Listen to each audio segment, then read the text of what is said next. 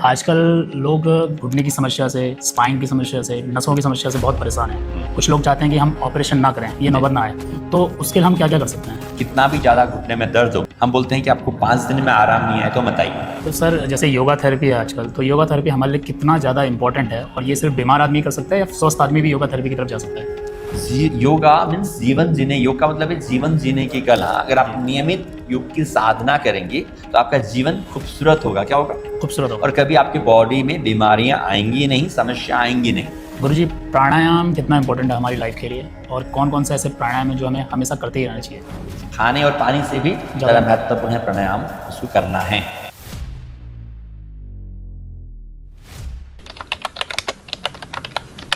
स्वागत है आपका द वैदिक शो में। आज हमारे साथ हैं योगाचार्य ढाका राम जी। स्वागत करते हैं उनका द वैदिक शो में। नमस्कार सर। हम आज एक प्रोग्राम करने जा रहे हैं जिसमें हम आपसे एक बेसिक कुछ क्वेश्चंस पूछेंगे।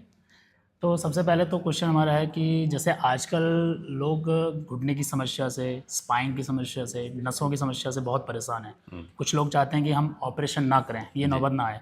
तो उसके लिए हम क्या क्या कर सकते हैं? उसके लिए बहुत कुछ कर सकते हैं हम लोग। अगर आपने कहा कि समस्याओं से परेशान हैं, अगर हम समस्याओं के प्रति जागरूक नहीं होंगे, मैं आपसे एक सिंपल सवाल पूछता हूँ। जी। घर में चोर आया, जी। क्या आया? चोर। चोरी करके लेके चला गया, ठीक है, उसके बाद क्या ध्यान में रखोगे आप? सबसे पहले ध्यान में तो ये रखेंगे कि जो ऐसी कुछ सुरक्षाएं बनाएंगे कि जिससे चोर आए ना, या कुछ सीसीटीवी कैमरा वगैरह रखेंगे या फिर कीमती सामान ना रखेंगे वहाँ पे जहाँ पे सिंपल है कि चोर कहाँ से आया? जी। वो दीवार तोड़ के आया, जी। खिड़की से आया, छत से कूदा या सुरंग करके आया। जी। इसका मतलब कि अगर हमें मालूम है तो हम उस चीज़ को पक्का करना, मजबूत करेंगे। तो पहली बात तो आपने कहा डिजीज, आपने से डिजीज की बात पूछी। डिजीज हमारे बॉडी में आई क्यों? क्योंकि हमने बॉडी को काम में नहीं लिया। अच्छा, आपका घुटने का दर्द है, मूवमेंट कमर नहीं का आया। दर्द है, तो ये क्यों है? क्योंकि आपने अगर किसी दरवाजे को अगर आप 6 महीने तक नहीं खोलोगे, जी। क्या करोगे? 6 महीने तक नहीं खोलेंगे तो तो ब्लॉक हो जाएगा। क्या हो जाएगा? ब्लॉक। ब्लॉक हो जाएगा, मतलब जाम हो जाएगा। जी। जैसे हम लोग दरवाजे में बोलते हैं कब्जा, हिंग जॉइंट होता है जो मूवेबल होता है। अगर हमारे घुटनों में भी हिंग जॉइंट है या हमारे स्पाइन में जॉइंट्स है, उन जॉइंट्स को अगर आप काम में नहीं लोगे तो क्या हो जाएगा? जाम हो जाएगा। जी। तो इसलिए हमारे जॉइंट्स को काम करने के लिए उनको नियमित काम में लेना जरूरी है।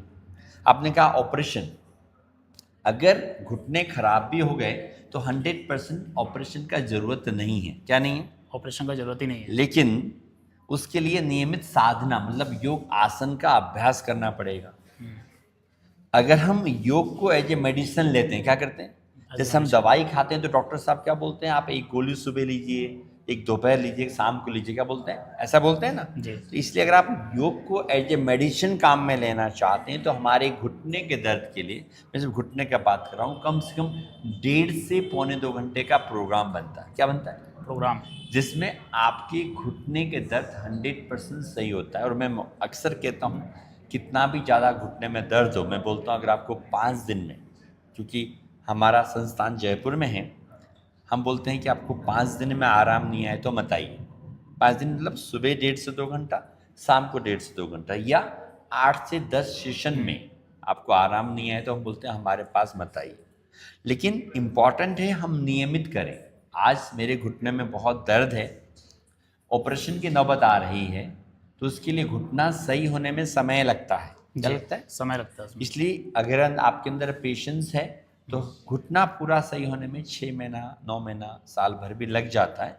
और छोटा मोटा दर्द है तो 1-2 महीने में भी सही होता है। सर ऐसे पेशेंट्स को हम कैसे मोटिवेट कर सकते हैं? क्योंकि बहुत लोग तो मोटिवेट ही नहीं हो पाते हैं। वो बोलते हैं कि हमको तुरंत उसका रिजल्ट चाहिए, थोड़ा बहुत तो दिखे एटलीस्ट रिजल्ट। थोड़ा बहुत तो आएंगे तो देखेंगे ना। आपको मैंने कितना आपने कहा कि लोग जल्दी चाहते हैं। जी। इससे जल्दी क्या हो सकता है कि मैं आपसे कह रहा हूँ जी। 8 से 10 सेशन में आपको आराम नहीं आए तो हमारे यहाँ मत आइए। तो 8 से 10 सेशन में आपको दिख रहा है कि मुझे बेहतर है। ऐसा मान लीजिए कि आप ट्रेन पे चल रहे हो, ट्रेन चलने लग गई है। क्या हो गया? चलने लग गई है ट्रेन। अगर ट्रेन चलने लग गई तो मंजिल पे पहुंच जाएगी। बिल्कुल। आज नहीं, देर सवेर 2-4 घंटा लेट हो सकती है, लेकिन मंजिल पर पहुंचेगी। इसलिए नियमित करना है। आपने क्या करना ही नहीं चाहते तो उसका उपाय नहीं है। जी, इसका कोई उपाय है? अगर आप करना ही नहीं चाहो तो उसका तो क्या उपाय हो सकता इसका है? कोई उपाय नहीं है। ऑपरेशन के बाद भी निदान नहीं है। जी। अगर आप उसके बाद भी प्रिकॉशंस तो रखने ही पड़ते हैं, आप नीचे मत बैठो, आप ऐसा मत करो, वैसा मत करो, सब रखना पड़ता है। तो उन लोगों के लिए समाधान नहीं है कि हम करना ही नहीं चाहते, जी। करने के बाद 100% समाधान है ये। तो सर जैसे योगा थेरेपी है आजकल, तो योगा थेरेपी हमारे लिए कितना ज़्यादा इम्पोर्टेंट है, और ये सिर्फ बीमार आदमी कर सकता है या स्वस्थ आदमी भी योगा थेरेपी की तरफ जा सकता है? नहीं, स्वस्थ भी जा सकता है, पर थेरेपी क्यों? उसके लिए आपको एक बात समझनी रहेगी। जी। What's the difference between general yoga और थेरेपी के बीच में? जी। मैं आपसे या दर्शकों से पूछता हूं, what's the difference between general physician and specialist? जो स्पेशलिस्ट हैं उसमें और जनरल फिजिशियन में क्या फ़र्क है, पता है आपको? जी, जनरल फिजिशियन तो हो गया कि जो जनरल, जैसे कोई डिजीज़ है, जैसे सर्दी जुकाम हो गया, उसके लिए। स्पेशलिस्ट मतलब जैसे आई का स्पेशलिस्ट, हार्ट स्पेशलिस्ट, स्पेशल जो उस पर काम करे, स्पेशल बीमारियों पे। जनरल फिजिशियन सामान्य बीमारियों के सामान्य लिए बीमारी, हैं, हाँ, और स्पेशलिस्ट पर्टिकुलर ऑर्गन्स के लिए। जी। घुटना है, कमर है, हार्ट है, इस पर्टिकुलर उस चीज़ के लिए।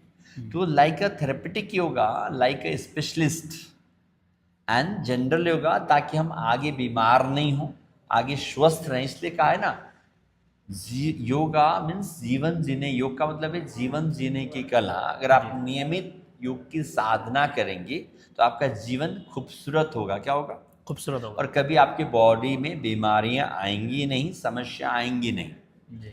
और बाई चांस आ गई हैं तो हम मेडिकल थेरेपेटिक योगा के माध्यम से एज ए मेडिसिन उससे करके हम स्वस्थ हो सकते हैं। जी। ठीक है, जी। ये है। गुरुजी, प्राणायाम कितना इम्पोर्टेंट है हमारी लाइफ के लिए, और कौन कौन से ऐसे प्राणायाम है जो हमें हमेशा करते ही रहना चाहिए? पहले तो प्राणायाम इम्पोर्टेंस है, तो मैं आपसे एक सवाल पूछता है, आपको खाना खाने को नहीं मिले कितना दिन जीवित रह सकते हो? बोलो।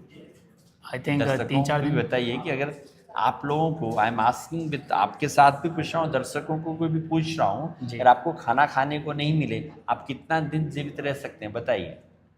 आई थिंक खाना ना मिले तब ऐसे मे भी 1 महीना या ऐसे कुछ जी सकते आप हैं। रहे हैं क्या 1 नहीं, महीना? मैं नहीं रहा हूँ, बट फिर ऐसा नहीं रहे तो क्यों बोलते हैं ऐसे? 1 हफ्ता फास्ट एक तो हफ्ता मैं बहुत फास्ट, प्रैक्टिकल हूँ। जैसे 1 हफ्ता फास्ट करते हैं तो हम आपने उसको किया?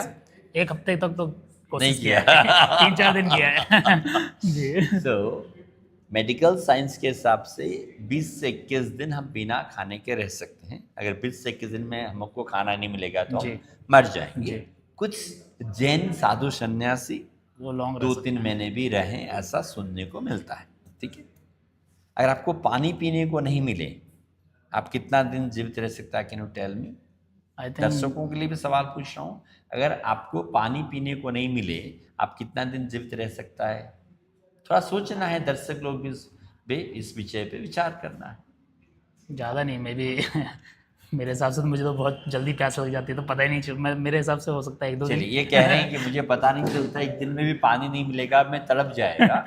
और पानी डिपेंड करता है हम किस सिचुएशन में रहते हैं। अगर मैं जी। कहूँ रेगिस्तान में जून के महीने में आपको छोड़ दिया जाए तो आई थिंक हार्डली 2 दिन भी आप जीवित नहीं रह सकते।